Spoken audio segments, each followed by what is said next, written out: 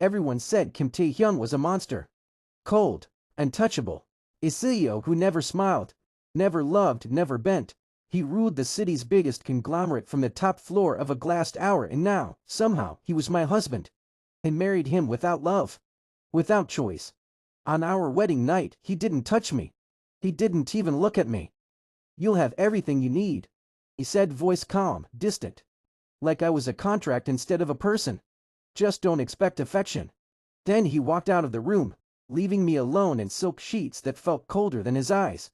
That was my marriage to Kim Tae-hyun. Tae-hyun came home late every night. Sometimes not at all. When he did, his presence filled the house like winter, silent, sharp, unavoidable. We ate separately, slept in separate rooms. Strangers sharing a name. I tried not to care. But one night I waited. He came home past midnight, tie loose.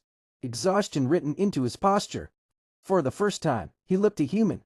"You didn't eat," he said, noticing the untouched dinner. I laughed softly. "You noticed?" His jaw tightened. "I notice more than you think." That was the first crack.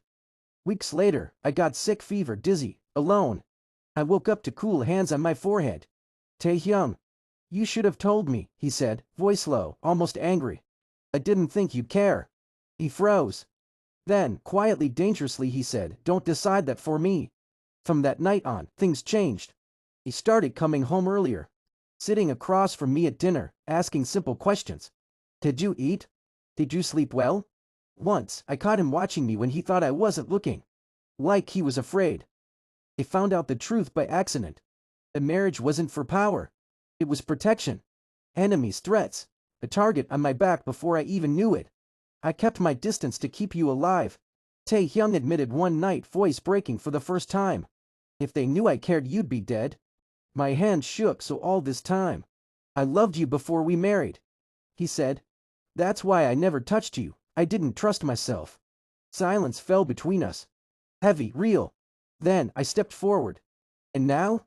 He looked at me like I was the only thing left in his world. "Now," he whispered, "I'm done pretending I don't need you." He kissed me like a man who had waited too long. Like a storm breaking through ice. Warm, desperate, real. I didn't marry a monster. I married a man who learned love the hard way. A cold CEO. Who finally let himself burn.